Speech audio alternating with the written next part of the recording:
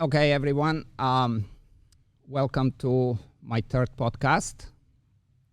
I have a very special guest today. It is Professor Clive Wynne. Born in England, studied at University of University College London at the University of Edinburgh. Served on the faculty of the University of Western Australia, the University of Florida, and eventually arriving in Arizona 2013, where you become the director of the famous Canine Science Collaboratory. Some of the expertise area, and I'm sure I'm not going to be able to cover all of it: animal studies, behavior neuroscience, animal behavior, clinical psychology. Probably the most important part for us is the passion that you have of dogs and research and just really going way deep into the dog's mind. Some of the specific focus, as far as I know, is the ongoing research in the behavior of dogs and some of the wild relatives, of course. A lot of pet dog studies and how they react and how they interact with people. Of course, some of the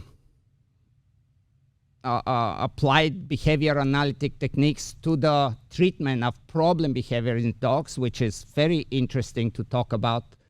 From what I know, quite a bit of work with shelter dogs and the influence of how, improving their chances for adoption. I myself have worked in shelters. I have huge passion for this kind of work, so we definitely need to go there. Detection dogs as well, and these are just few of the things. We will list everything on the podcast page because it's really a lot of cool stuff that you have done and continue to do. Some of the important books, and again, I don't think I even have all of them, but the latest one was Dog is Love: Why and How Your Dog Loves You. Animal Cognition, Evolution, Behavior and Cognition. Do Animals Think? And The Mental Lives of Animal Cognition again, correct? And I'm sure there is few more. And as I said, we will list all of those. Of course, there is quite a bit of papers published. There is one in particular that I kind of want to talk about. There's play. Play is something that I am very, very interested in, and how play, the effects of play in the brain and in the way of interaction. Anything else that I'm missing before we get going here that you would like to? You've done such a wonderful introduction that people can only now be disappointed when they actually hear me say something. But no, I mean, you've covered it. I would say my first love, my original fascination is just the minds of other animals, the behavior of other species. I'm fundamentally an animal psychologist. And for the first 20 or something years, I studied a whole variety of animals, especially pigeons, which psychologists have a long history of studying. But then the decade I spent in Australia, I studied marsupial behavior, which hardly anybody had looked at, which was fascinating. But there came this point where I realized that I was not just fascinated by the minds of animals, I was fascinated by how people and animals interact. And as soon as you become interested in that, you have to be interested in dogs, because there is no animal that human beings have had a longer relationship with than dogs. And when you ask people about how they live with dogs, of course, different people live in different ways with dogs. But when you talk to people about their pets, they love their pets with such a passion. So that's sort of the story of my professional life in a nutshell. Yeah. Very, very, very interesting. And yes, the dogs are, it just seems like it's becoming more and more popular as far as science paying attention and trying to really understand as you said, the relationship between human and dogs, and also just dogs in their own special way, who they really are, because somehow they have stepped in their little own area of how they interact with us, and that's really very, very interesting for me. What I want to talk a little bit, I'm very curious to hear what is the latest things that you guys are working on at the center. Yeah. So we do, there are two, you already said this. I'm fascinated by, you could say, what makes dogs special, because dogs really are dogs are objectively special.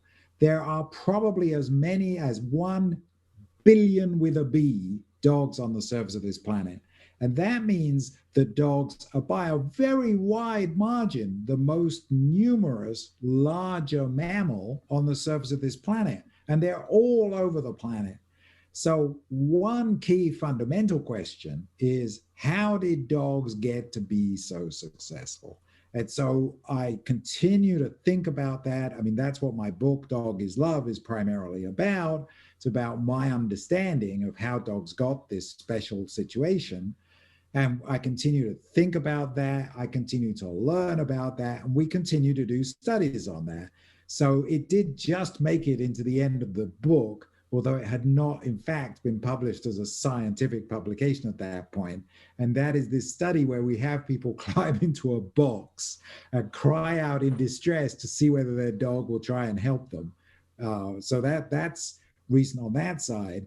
But then in terms of the group, my center, most of our work, in terms of what most people are doing most of the time, is trying to help dogs who have got into difficulties, because that's where I think our science can do the most good. That's where we can do the most good in the world.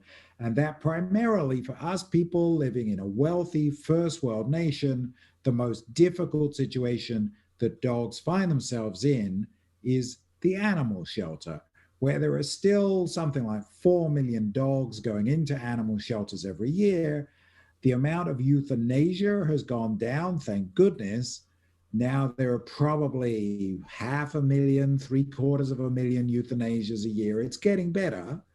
But what that then means in turn is that more dogs are spending more time in kennels that were originally only designed for animals to be in for a couple of weeks before they either went home or they got a lethal injection. And now they're in there for months on end. And so we do a lot of work trying to understand what makes that a stressful existence for a dog, how to help the dogs find new homes, cope with new homes. So it's sort of probably 80-20 in terms of, if you look at the people in my group and the hours that people spend doing different things, it's probably 80% trying to help dogs in difficulties and just 20% work that's related to understanding the fundamental questions. Although I think understanding fundamental issues then helps you solve practical problems better too. Very interesting. Yeah, I've spent about 5 years in the 90s at the San Francisco SPCA working, with this type of dogs, and they have a special place in my heart. At that time, the San Francisco SPCA was the very first no-kill shelter in the world. So that kind of where that whole movement started. And we used to go there every spring. We used to use their space to do a seminar. And so I used to visit every spring. We actually got too big for their venue. Their space wasn't big enough. But anyway, we love them. And I agree with you 100%. They're one of the best in the country. I must say, though, when I'm thinking about how to help shelters help their dogs, I also always keep in mind the poorer shelters. And when I started working with dogs, I was at the University of Florida in Gainesville, Florida. And we used to do quite a bit of work at the Alachua County Animal Care and Control. Now, the people who work there, their hearts are totally in the right place, but they don't have the resources of a place like the San Francisco SPCA.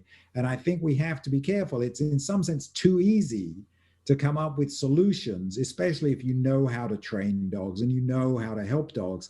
It's too easy to come up with solutions that are great for the San Francisco SPCA and that handful of well-funded private centers around the country, but that are not really going to help the millions of dogs that live in the poorly resourced, county-run animal care and control shelters. We've got to develop techniques. I'm a professor, you're an expert dog trainer. We have to be careful to think about solutions that the kinds of people who volunteer and who work at county animal shelters, that's within their level of knowledge and expertise to be able to implement effectively. Yes, yeah, very true, very true. And you just said something very important, and I'm sure we have to get there to where really high-level dog trainers and scientists find a way to come together and talk about behavior and training a little bit more honestly, if I can say that way, without. I think right now it's coming to become a little bit more polarized. The way dog trainers specifically are divided, and that's something to talk about. But back to the shelter work, I also believe that the smaller shelters are more honest and try to do more for the dogs than the now very big shelters, because I think the big ones are almost, they're under a lot of pressure. And I know from my own experience that sometimes in the big animal shelters and the SPCAs, there is a little bit of games that are played about a dog being adopted, but then it kind of comes back, but it's not, just to make the records right.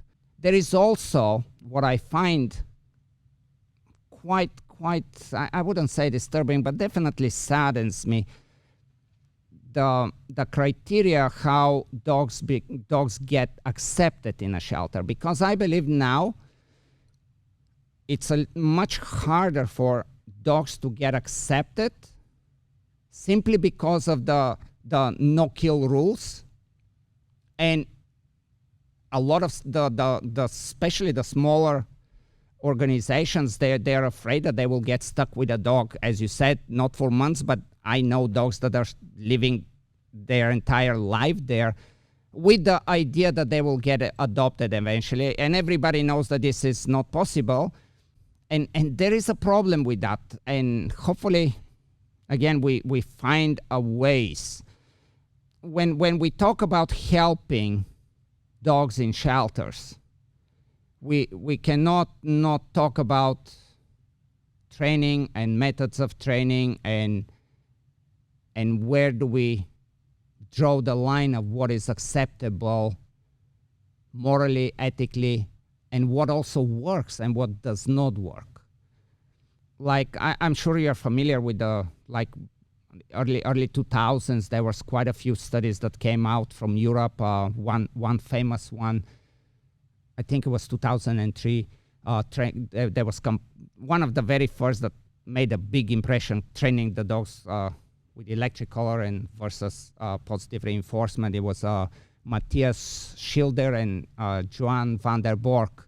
There was like some of those studies, I don't know.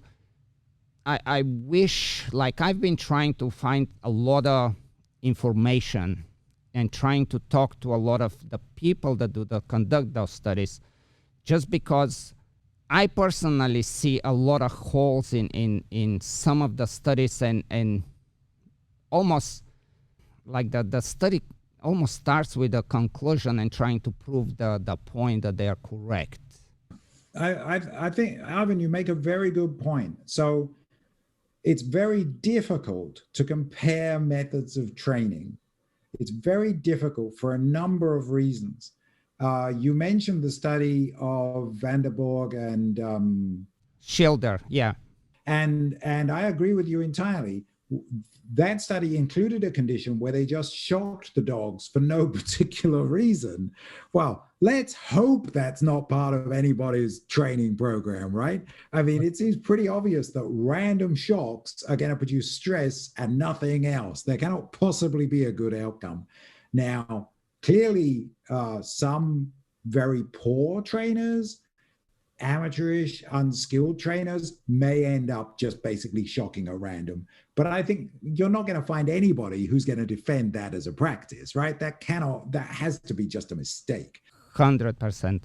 The better study, there's a better study by Daniel Mills and his group at the University of Lincoln in the United Kingdom, in England. And they took dogs who had, the British used the term worried sheep. Now, I don't think Americans use the term worry in that sense. It means that these were dogs that had harassed livestock. Dogs that had harassed livestock. Now, I think in the United States, if your dog harasses livestock and you get caught, I think the rancher can just shoot your dog, I think. I don't know exactly. But in Britain, people don't have guns. And so your dog can be arrested, right? The rancher can call the police and your dog can be arrested. And your dog will be sentenced to school. Your dog will be sentenced to be trained. And the training usually takes the form of putting a collar on the dog, having some sheep, and every time the dog goes towards the sheep, the dog gets a shock, right? That's the normal practice. But there are also in Britain some trainers who use positive reinforcement to stop the dogs from going for the sheep. And Daniel Mills and his group in their study, they took these dogs who had been sentenced to school and they split them into 3 groups. One group was sent to a positive reinforcement trainer. One group was sent to punishment trainers, shock collar trainers. And the third group, interestingly, went to the shock collar trainers, but they took the batteries out of the collars. So they then looked at how stressed the dogs were by the training. And you know which group was the least stressed? The group that was sent to the shock collar trainers, but they took the batteries out of the collars. Now, that's very interesting to me because what that tells you is that the identity of the human being doing the training makes a very big difference. Never mind what technique they use, just them, something about their personality, their skills, their observational skills, their timing skills, that makes a big difference. So that's a very important thing. And it makes studying this question very difficult and complex.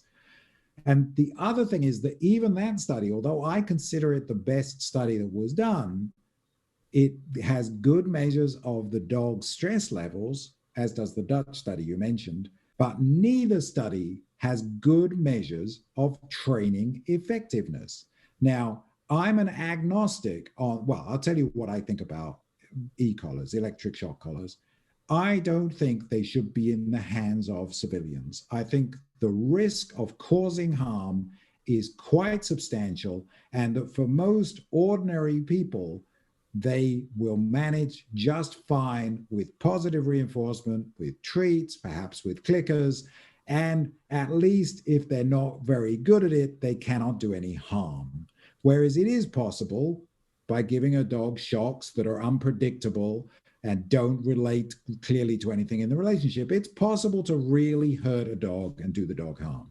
Now, in the hands of a professional, I think it's possible that in a situation like worrying livestock, it's possible, or here in the Arizona desert, keeping away from snakes and other things that could kill the dog, if the outcome could be as negative as being killed by a rattlesnake, or could be as negative, I mean, even in Britain, if the dog harasses livestock a second time, it will be killed. Right. So if the dog's life is on the line, then I think we should look seriously at the possibility of using these collars. But they should be used by professionals who know what they're doing. And yeah, I would like to see higher quality studies. but it's a pretty challenging thing. I've been concerned about this for some time, but I've never done a study of my own because I haven't been able to figure out how to do a good study that would really produce a convincing outcome. Yeah, I feel quite similar to how you think about it. Um, I really believe that these kind of studies are needed. In my mind, again, working with pet dogs, working in a high level of competition, I know that there is place and time when you just as we said, we weigh in cost and benefits, and sometimes it will be the right thing to do. Experience, knowledge, and education, I think it's much better strategy. This is what I'm afraid that's happening right now, and I don't know how much you know about what goes on in Europe. Really, most countries are banning electric collars and altogether any training tool that will be aversive. In my opinion, it's a feel-good agenda. From what I see, unless we are able to show, not just in a study, but to actually show dog trainers that this works, and even if it doesn't work better, let's say some differential reinforcement techniques work just as equally as if we use aversives. My guess would be that the majority of trainers that actually have passion and love for the animals will completely abandon aversives. There is always going to be that small percentage of people that will do dumb things. But I don't think they need training equipment to do that anyway. So we don't even need to talk about those. What I'm very puzzled about with the studies that come and including the one that you mentioned is the fact that dog trainers don't really have the access. So when somebody says, I have a better way, in the dog training world, the moment we know that there is a better way, like if I know that somebody in Hong Kong right now has found a better way than how I would train, regardless if it's using or not using aversive, positive or whatever the magic it is, but it's a better way, I will get my ticket, even though we are with the virus and everything. I will find a way and I will go and I will learn that way. And I'm certain that I'm not alone in this. I know the dog trainers spend, like the serious dog, professional dog trainers, we spend our time and life to get better at it. And we go to seminars and we learn. And I wonder what is your take on why when we have a study that says this works better, then we look at everyday training or look at competitions. For example, to me, competitions are very interesting, and that's why I've been competing in dogs probably since late 80s.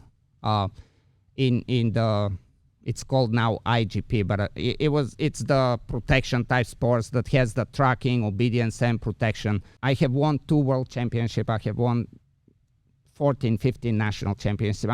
I'm pretty good at what I do.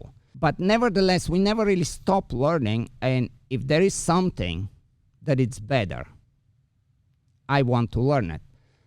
At the same time, if I know something that is better, I want to give it to the community. And what puzzles me with the studies is that we say we look at the data, and of course, and it's not easy to make studies. I mean, I'm not the one to tell you this. I mean, starting from getting the grants to actually putting the whole thing together, and there always will be some gaps and some holes to where we can say, oh, well, that was not done exactly how it should, or that was misinterpreted, and so on. But that's just the nature of the beast, correct? But the overall picture is that if we say that there is a better way, why can we not find a way that dog trainers get truly exposed to what that way is? Okay. Well, so Ivan, I've had the same feeling, right? I've had the same feeling starting from a completely different place. And one of the things is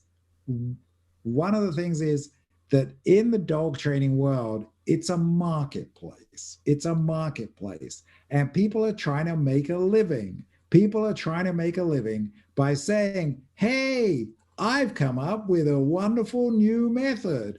Come to my seminars, pay me, and I will teach you my special secret recipe. And the number of times, so I've spoken at, I sometimes speak at conferences where there are dog trainers, like Clicker Expo, like, oh dear, what's it called? APDT, right? Yep. And I have people come up to me afterwards and they say, Professor, what do you think of Method X? And I've never even heard of Method X, because Method X is the secret source of, I'm not going to name any of the names, right? But we know who we're talking about. And they have a book, and the book says, this is my special method. It's better than anybody else's. Or they have a TV show, and that they do that. Or they just have seminars, and they keep it tight. You know, you have to get the level 1 certification, and then the level 2 certification. And then the best business in the world is when you've got some kind of a qualification and the people have to get CEUs. They have to keep paying you just to be able to keep doing what they're already doing, which is like money. It's just, anyway. So one problem is that it's a marketplace where people are trying. I mean, it's easy for me. I'm a university professor. The university pays me even if I'm asleep all day, right? So people in the real world, they have to make a living and they have to have something to sell. And so a lot of the time, and I'm sure you've seen this, Ivan, a lot of the time you ask a bit more until they tell you enough that you have a sense what they're on about. And it turns out they got nothing. They got nothing. They just got the same old stuff that people have been doing for 50 years, that Conrad Most was doing more than 50 years ago. And they've come up with some new buzzwords. And especially, I love the buzzwords that have to do with the brain, right? We're going to activate the amygdala. We're going to get the cerebellum working, you know, like there's actually any technique that could be used to manipulate the brain directly. So that's part of it. And then you look at people like me, people like Daniel Mills in the UK, people like the Dutch people that you mentioned, Van der Borg and the others. They, like me, are all university people, right? And we're paid by the university. Even if we're asleep all day, we're paid by the university. And we want to do good science. And our satisfaction comes from feeling that we did a good study and then we publish it in the scientific literature, which is what gets us professional recognition. That's our professional recognition. I try, and I know that the others do too, to get the word out. But the truth is, getting the word out is, firstly, something we were never originally trained in.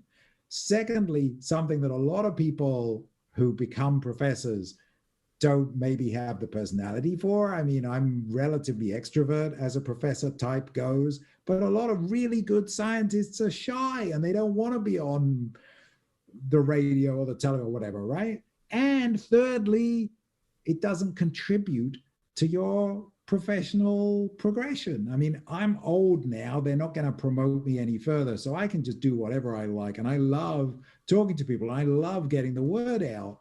But by and large, we don't have the same motivations as the private people in the private sector who are commercially motivated to get their story across.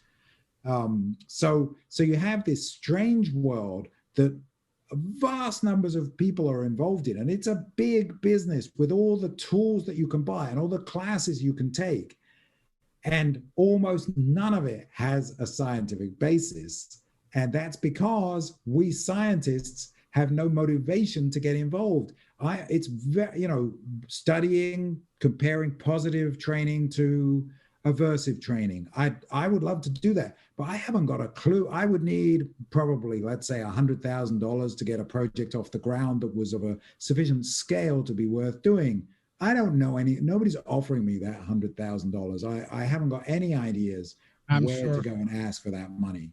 we will have that conversation. I think I will come up with the money. Oh, great. Good. This will be a very interesting, I'm very serious. This can be a very serious collaboration, and I really think we need to find a ways to unite what you guys do and what the average, or even not the average, but the above average dog trainer does. As I said, I personally, I'm really interested. This is, people watch whatever the latest shows on Netflix are right now. I read your books. I read studies, and I am just obsessed with it. And in that quest of finding some sense of what is going on and where really how to make dog training better for the dogs and better for the people. And I think it's possible, but when we talk about how to find like if we may, let's say you make a study and we say, okay, well, this is what we find within the study, then would it make sense to make a presentation to dog trainers and have a serious, I wouldn't say a debate, just a presentation, but kind of interactive type of presentation, to where it's really become very educational, to where trainers can go home, play with the findings, and come back and say how it's been for them. This can be an amazing collaboration between trainers and science. Right now, there is the marketing, and I think the marketing piece goes every direction. I think it doesn't necessarily, it's not one branch of trainers or one branch of science. Money and marketing, this is where things are right now. I don't even know, you probably know, how many canine research centers are in the world right now. They are really picking up momentum, because I believe, for one thing, it's interesting, and we should study dogs. But I also believe that to some extent, it's any person would like and would read anything that would come about dogs, any kind of paper. And it may not be deep scientific, and actually it's better that it's not very deep. But when we know that the moment we start talking dogs, and the moment we start talking research, and the next thing that comes up, it's very trendy.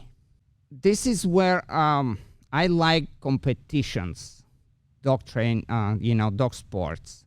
That's really the ground where you truly get to compare your skills and your approach to training to anything else out there. And the reason some trainers become more famous, besides the ones that we just talked about, the marketers and just money-making machines, but actual people that are very successful in training and that are very willing to give back to the community and share how they do it. Dog trainers love to learn. They really love to learn, and I wish that there is a way, because from our side of the story, when we read a study and we say, okay, well, this is what we find, this works better, but we don't have even enough information to understand how exactly was done. And we cannot replicate, we cannot really start to even play around with that approach, because there is just not enough information.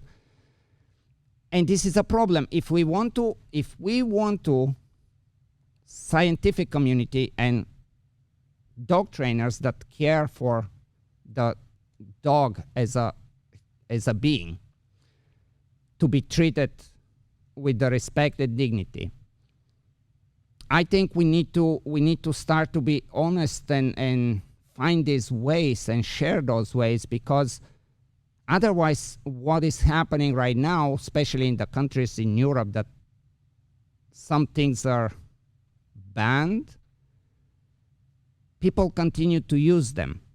They just hide.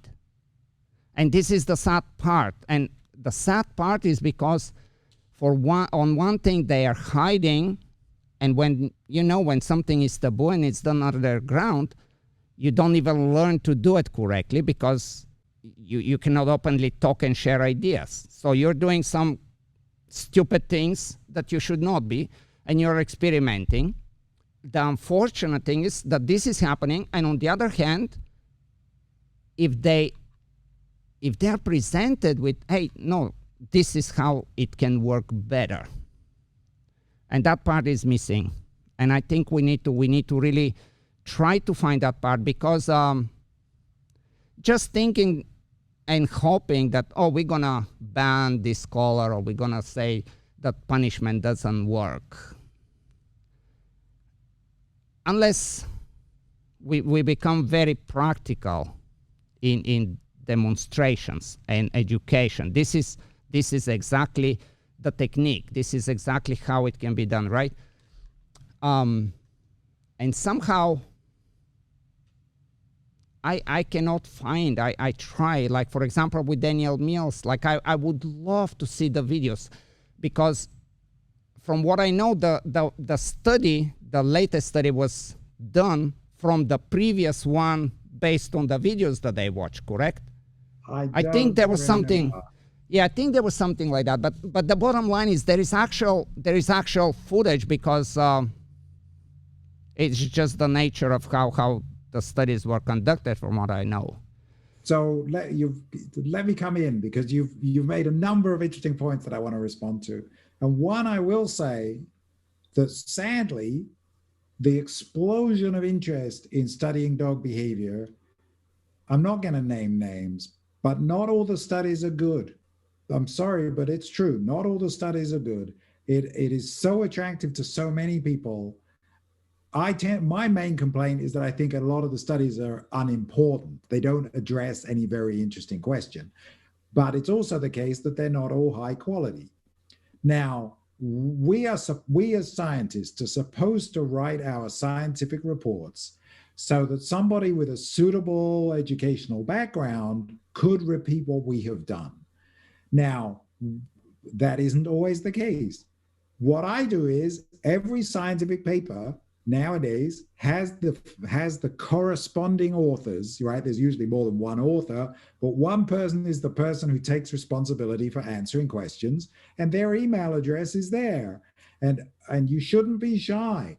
I mean, you should write them, and you should say, hey, I read your paper.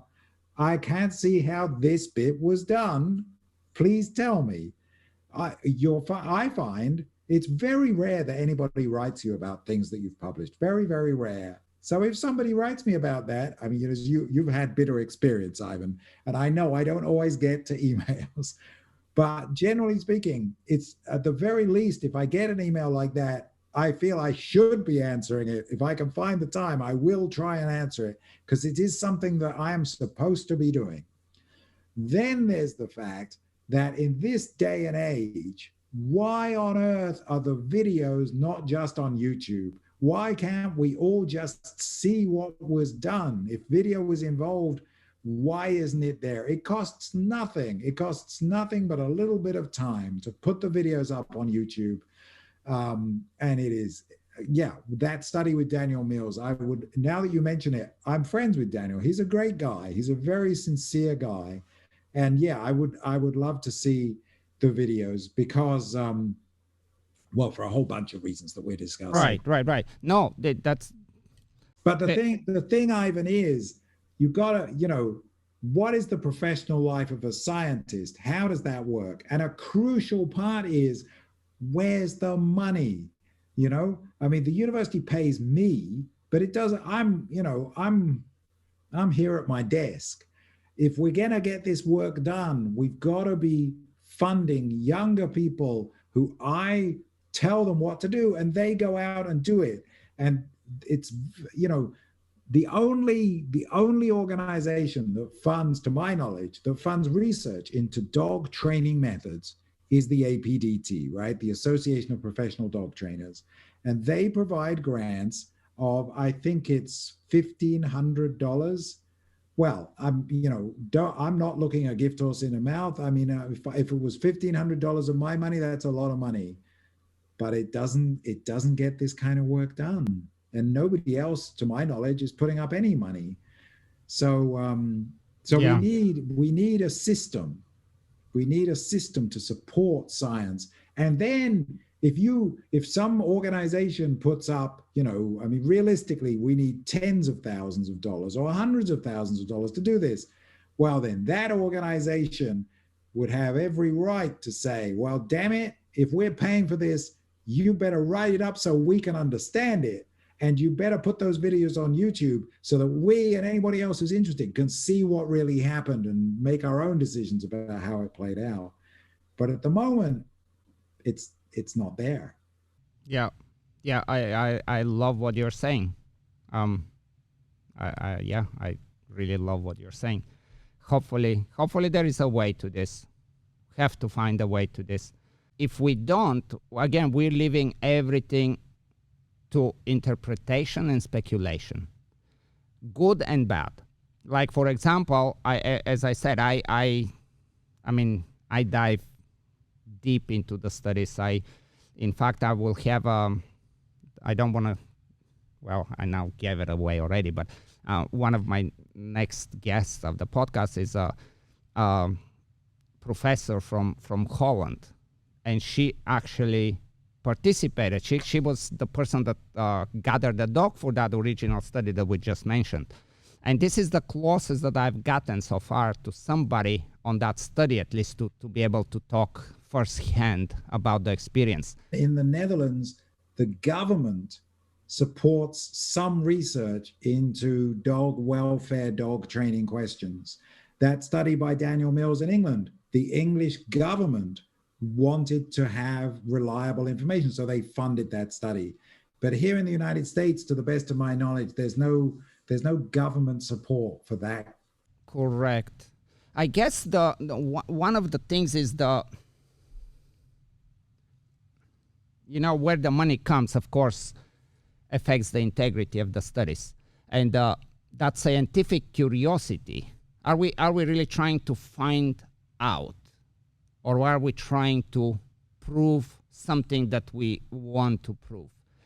And a lot of times it seems like some of those studies that, again, I'm not mentioning, no reason to mention, but there are studies that are very, very easy to see what the point of the study is. Well, I mean, you're exactly right. That's always there, right? I mean, inevitable. A good scientist tries to be even-handed, but usually if you care enough to put the energy into doing the study, you have some interest. But in the case of these studies on dog training methods, I think you're right. I think that there is a very heavy prejudice in one direction. That said, if all other things were equal, as I already said, at least if people use positive methods, they're unlikely to do any harm, whereas using aversive methods is riskier. Now, it could be that under certain circumstances, that risk is one that has to be taken. Because as I say, there might be circumstances where the alternative is much, much worse, like death by rattlesnake or death by whatever, right? Or living forever in an animal shelter. Yeah, right. I agree entirely. We need quality studies. And I think, I don't know, I'll be curious to hear a little bit about how how you as Clive, not the scientist, not the studies, not just you as a person, how you feel, and do you feel that you can openly talk about punishment, for example? Because I think at this point where we are, just saying that word immediately brings unbelievable amount of tension in a conversation, and judgment happens within less than a second. Yeah. No, I mean, you're right. People have, there are set positions, strongly held positions. I have given talks about punishment. I have given talks where I have brought out the data from the study from the Netherlands, from the study from England, and I have gone through it carefully with audiences a couple of times, talking about how these studies don't prove very much. And I don't know, I still have friends. So I think I am very careful how I introduce the topic, because I know, and I share those emotions. I mean, the Yes, idea, of course. I have one of these collars. I was given one, and the idea of putting it on my poor silly dog, yeah, I mean, I have those emotions. So this was interesting. I want to jump into this a little bit, because you said you have one of the scholars, and I was I don't know what, I probably was few weeks back, somewhere maybe a month. Well, you mentioned that you read the New Skid book, and then the Petco situation came and everything, and I want to give you a little bit of a different take on electric color specifically, and get your and try to have that conversation with you. Basically, it's highly misrepresented. For example, in most of the studies, they say that it leaves burn marks, and we know that the actual studies show that it cannot. It's just scientifically this is not the case. But there is a lot of propaganda that is just very, in my opinion, very damaging, because if we accept that punishment has its place, and I believe that punishment just as reinforcement has its place, I think we are one of the most fundamental things that we come, at least all the species in our world, is to approach and avoid. We are programmed, and we are functioning very well to approach and avoid. And if we are not, we will be extinct. The good thing about the use of electric color in the right hands for the right reasons is that it signals to the dog that something very scary is about to happen, or it's happening, but actually it's not physically harmful. It can have some mental effect, and it should, because it's pretty much like pushing a panic button and saying, hey, this is dangerous. But that is kind of the point of when we use it correctly. There is, and everybody has one idea what is correct and what is not correct. It would be, in my opinion, a bad idea to use an aversive and try to make it as a conditioned positive response. But when you have a electric stimulation and that panic button hits, and you say, hey, this is really, really a bad idea, don't do that again. But no harm is done, it's just a really big scare. And now, we don't chase sheep, we don't chase car. We open, I mean, just few of the big ones, right? And now, we open the door actually for good things to happen so they can get reinforced, including any kind of differential reinforcement programming, to where, again, the proper punishment applied by an expert will speed up that process, because without it, we will play for a very long time with differential reinforcement programs, and we still wouldn't know how long it's gonna take. And most of the time, the pet owner doesn't have the patience. Even if it works for 6 months from today, chances are that dog probably will end up in the shelter. But the bigger point that I'm trying to make is that we have also sometimes behaviors or the dog acting, and we don't necessarily understand what is reinforcing it, so we cannot, even if we understand it, we cannot control it. So any of the differential reinforcement programs become very difficult. It actually, you need more than advanced expert level to come up even theoretically how to deal with it. Yeah. To where a proper form of punishment can suppress and give you enough time to actually do the right things afterwards. I'm just kind of curious to hear your take on what I'm saying. Well, so I'm, I should have said at the beginning, I'm not a dog trainer. I happen to be blessed with a perfect dog who doesn't require any training whatsoever, and is just so easy to get along with. And so I probably should have more respect for, think more about people whose dogs do cause problems, or people who make it their business to help people whose dogs cause problems. All I can say is, in a perfect world, whether with our dogs or with our children or with our husbands and wives, in a perfect world, wouldn't it be great if we could just find ways of using positive reinforcement and nobody ever had to punish anybody? Then I can also say that it scares me to think of major retail stores selling shock collars to anybody who wants them.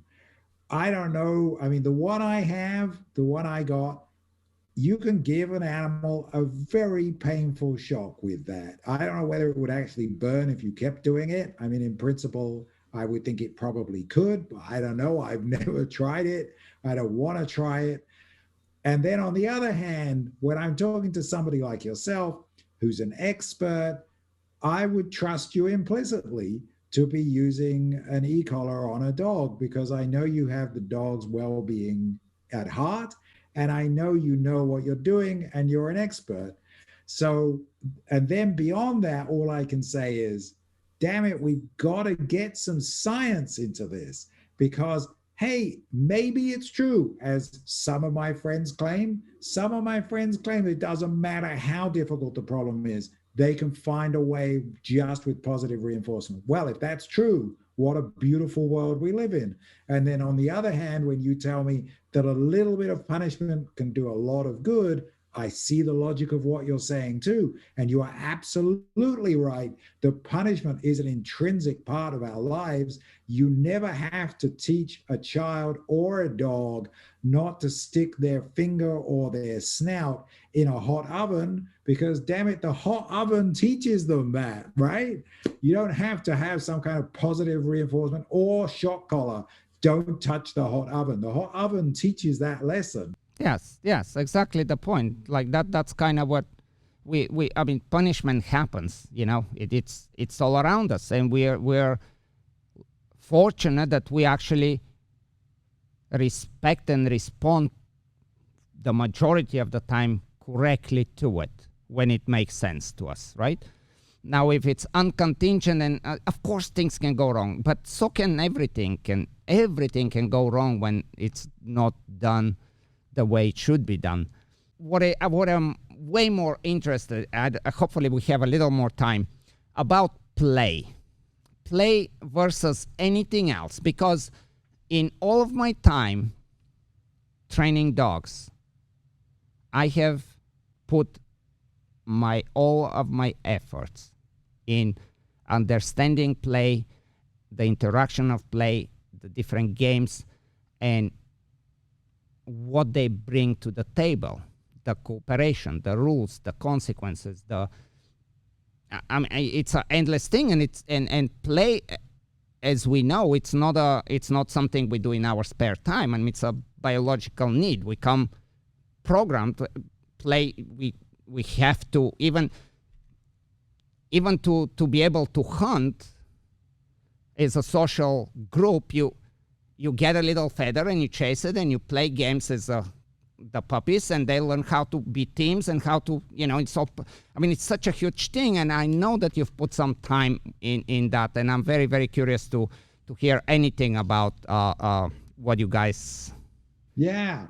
Well, so we've done some studies on play. Lindsay Mayercam, who did her PhD with me and now faculty at Monmouth University in New Jersey, she studied play quite extensively. And it's been known for a long time, all animals play when they're small, but most animals give it up as they get older.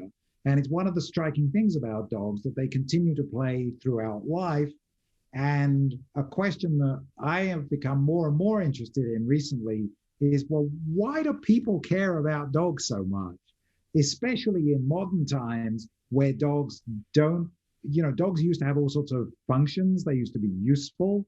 Modern dogs, pet dogs, are not, objectively speaking, useful, and yet we care for them. And I think one of the things is that this play is very engrossing. It draws our interest to the animals.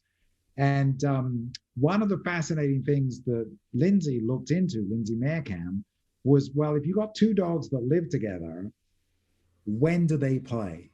Because clearly they could be playing all day, right? They're in each other's company all day. They could just be playing all day. But the interesting thing she found was that if you ignore them, they don't play. They only play when the human is watching. And that, I think, is very, very interesting. She did a very simple study. This was again, back in Gainesville, back at the University of Florida. Gainesville is just a college town, right? So she did this with other students, her friends. And she told them, look, read your textbook for 2 minutes. Okay, now look up. Say one of the dogs' names and look at the dogs and pay attention to them.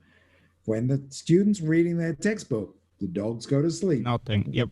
When the human looks up and takes an interest, the dogs, but they're not playing with her, they're playing with each other. That's what's so interesting, that the dogs find something reinforcing about the human attention, and their response to that is that they play with each other as if it's perhaps even a way of sustaining human attention. The dogs know if we do this thing, the human will attend to us. And when the human attends to us, other good things can follow from that. You know what? I actually have a theory of how humans and dogs ended up together. And I don't think it was the scavenger type of idea. I think it was somehow much more based on the play. Just because of the fact that there was this element of course, food is important. But once that need is met, there is a need for play, especially in the youngsters. Well, so I think that the history of the dog has multiple phases. And I think that the very original phase was scavenging. And I think at that point, people were not terribly interested in those animals. But then things changed. The Ice Age came to an end. The world changed. And people began to find dogs more useful because the dogs could help the people hunt. The interaction. And I think it's at that stage that the affectionate bonds began to grow, especially from the dog towards the people, but from at least some of the people back towards the dogs. And I think the play, because it's so youthful, it's so like, you love watching your children play, it's engaging, it pulls on your heartstrings. And I think that is then part of the story. This sort of later phase, when I say, still probably 8,000 years ago, but not the absolute beginning story 15,000 years ago.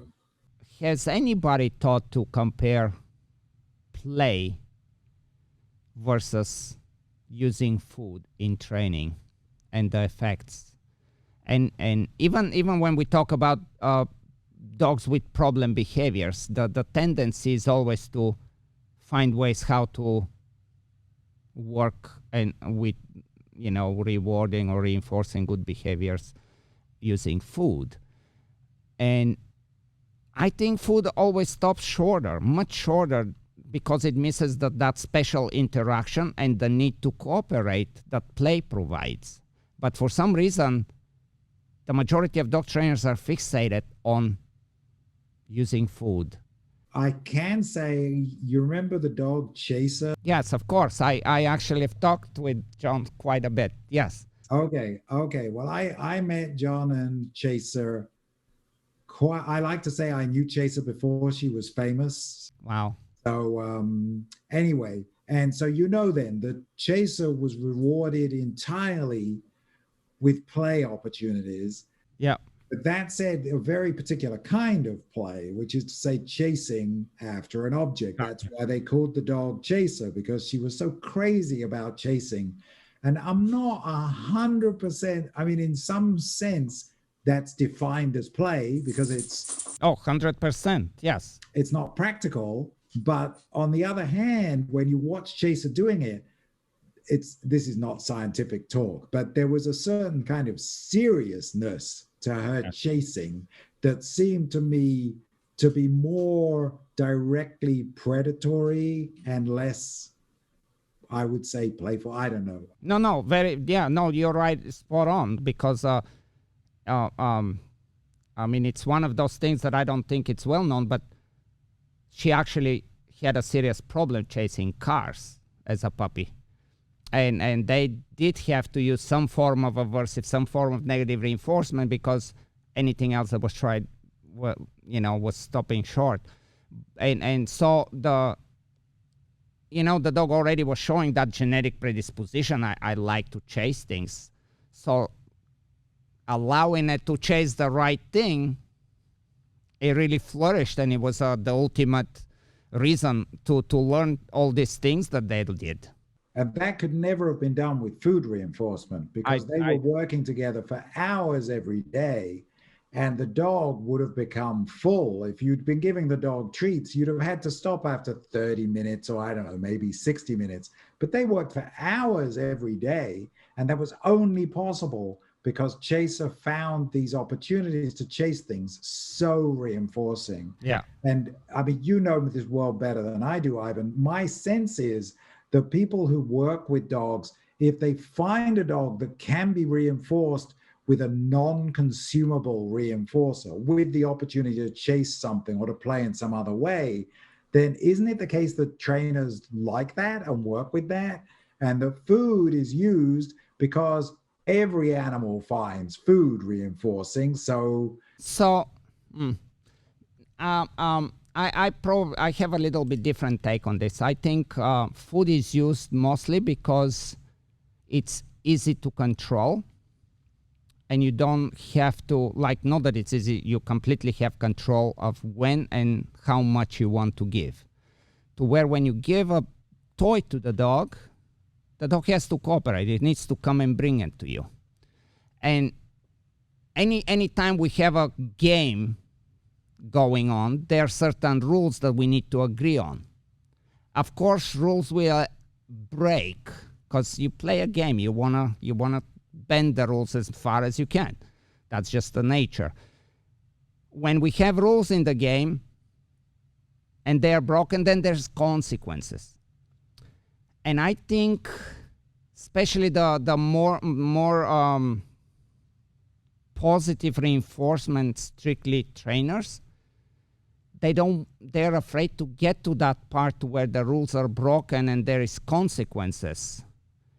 So it's much easier to control a dog that's in a calmer state of mind, not as aroused and not as, oh, I need that ball now and I don't think I can give it to you, because that takes a lot of cooperation. You need to find that way to, once it's done to the level where John and Chaser are playing, it's without a doubt 100 levels different, more meaningful interaction than anything you can do with food with a dog. But that's what I think, that one of the reasons is that food, when you give food to a dog, you become the food dispenser in a way. And I'm not saying it necessarily in a bad way, but it puts immediately the dog in a kind of the puppy mindset, begging for food from mom. And there is that subordinance immediately, becomes manageable. So for an average person or trainer, it's much easier to manipulate with food and never really get to that place to where the dog is really hyped up and gets so aroused and so into the games that starts to break the rules. But what gets accomplished through play, I don't think ever can get accomplished with food. And as you said, food can go that far to where you will eventually you're full. You don't need food. But we know very well that if we like to play, like for example, let's say I like skiing and or swimming or whatever it is, I will skip a meal. If I have the choice to do my favorite activity versus having a really good meal, I probably will skip quite a few meals and go with the play. Yeah. And I wish that it becomes more, we pay more attention, and even in the scientific communities, there is a little bit more attention to that. I agree with you, Ivan. It's a very interesting question. I mean, Chaser struck me as rather exceptional, quite fanatical about chasing things. My own dog would not do that. And I don't know if certainly nobody has studied, right? There's never been a scientific study grabbing 100 or 1,000 dogs from a variety of breeds and a variety of life circumstances and just exploring what do they find rewarding and for how long. I don't think anybody's ever looked at that. As I say, Chaser to me was off the charts. I mean, she was, so we worked with her. We worked with her for a couple of days, and we worked for as long as we could sort of cope with, from about 8:30 in the morning until 2:30, 3 o'clock in the afternoon, just one long session. And we were exhausted just with the relatively modest effort that we, the humans, had to put in. But this dog was running the whole time.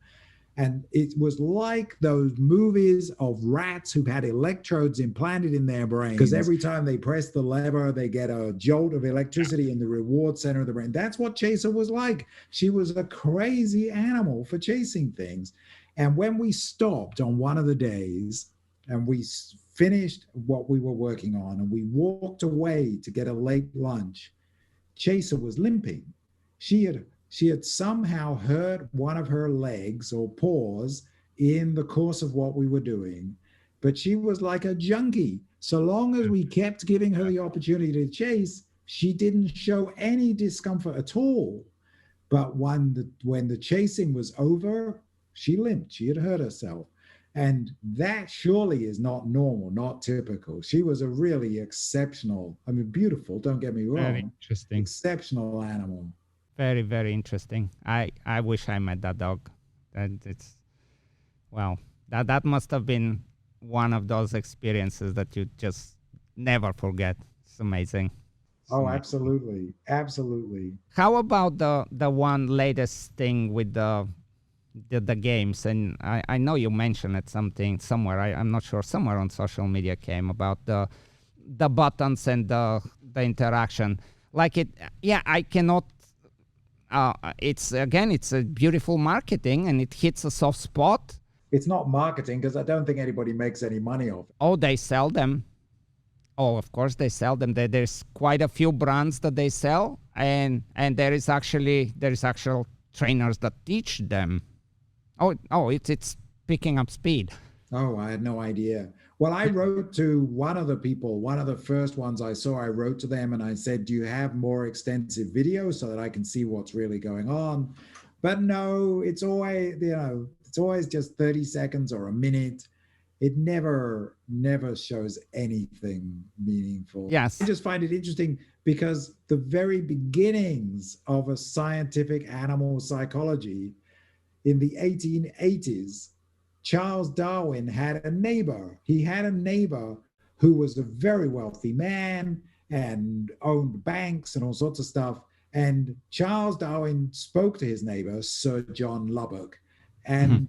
And so Lubbock did some little experiments that, because in those days, anyway, these experiments got published in the scientific literature of the day. And one of Lubbock's experiments was that he got big cards and he wrote on the cards in big letters words, the names of things he thought his dog might be interested in.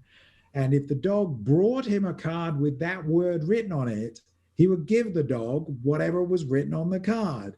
And he convinced himself that the dog was talking to him, because if the dog brought him the card and it said like meat on it, and he gave the dog the meat, the dog would eat the meat. So that proved that the dog wanted the meat. Or if the dog brought the card that said walk, and he took the dog for a walk, the dog was excited to go for a walk. Yeah, that's really very much right within the same line. Yeah, that's very much. But this is how it shows how much we, in one side we really want them to be like us, and they're who they are. And I mean, in fact, they do communicate, they do talk with us. I mean, I have conversations with my dog all day long. I'm sure you do too. But it doesn't need to be to push a button.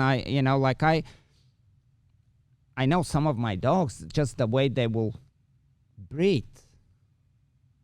I know that there is a form of like, okay, no, I'm gonna relax now, or I want to do this, or like you just start to learn them, and it's very interesting to pay more attention to who they are and how they interact, and kind of go on their level in their language, instead of trying to make them little babies.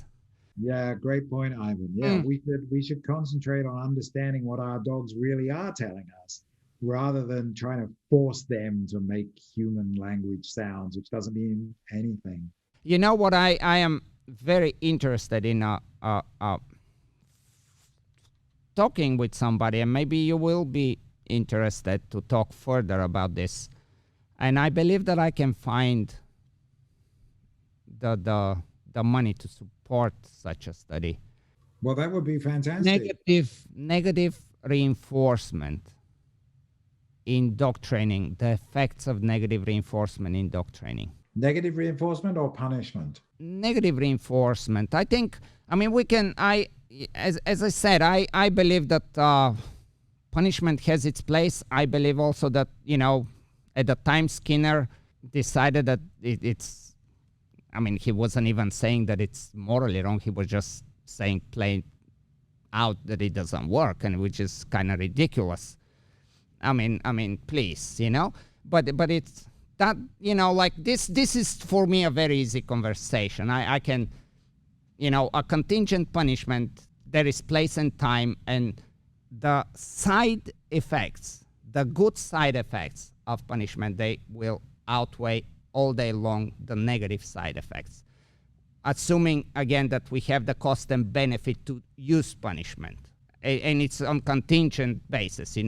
But the interesting part for me is the use of negative reinforcement, because I train dogs. That's my lab. It's outside on my training field, and I have played with many dogs in many different approaches of training. I know that I can present negative reinforcement as a game. That there is think about what is it called, the game Hot Hands, where you play, where you kind of slap each other, like the hands, and you get yourself, and I don't know if that was the name of the game, but there is a bunch of games like this to where you do want to play them. Yes, you get tagged sometimes, but then you don't, and there is a way to present it, and there is a value to it, because it becomes, you really can create a little bit more of a stress resilience, if you want. Like I'm sure the studies with the learned helplessness and the one of the interesting part to me of that study was that dogs that were introduced and were successful to escape and avoid prior to being put in the box, they showed resilience to it. But it will be very, I would really be interested to see a study that will compare the negative side effects of negative reinforcement done correctly. Yeah. Well, so as I said, I have a talk I've given a few times about, and Skinner was, he was just talking nonsense about punishment. I'm glad you're saying that. That was nonsense, complete nonsense. And I have a talk where I pick Skinner apart on this. The thing is, Ivan, we really need to get together. I want to come over and I want to see what you're doing with your dogs. And if it weren't for this damn pandemic, I have friends in Gainesville still. I would love to fly over to Orlando, visit my friends in Gainesville, and come and visit you. That will be amazing. We have to make this happen, because when I was talking to John, he was like, I don't feel like I have the excitement right now, and I'm kind of stepped down from it, but I know that Clive will be very interested, and there is something to be explored there that would be very interesting. So maybe we definitely go further. Hopefully in the spring, but it still might not be till summer. I don't really want to come to Florida in the summer. Right. Yes, for sure. We'll do it, because I'm very, very interested. I'd like you to be able to just show me what you're talking about. Yes. And oh my God, I'm already excited about this. Yeah. Well, we'll do it. Very good. I think as I said, I will post all the books and everything, all the articles that you've done. There's so much, but I will have them for I'm sure people will love this conversation that we are having, and I hope that these are the conversations that dog trainers need. But I also believe that if we have this kind of honest conversation, on your end, you also get stimulated. You also get excited to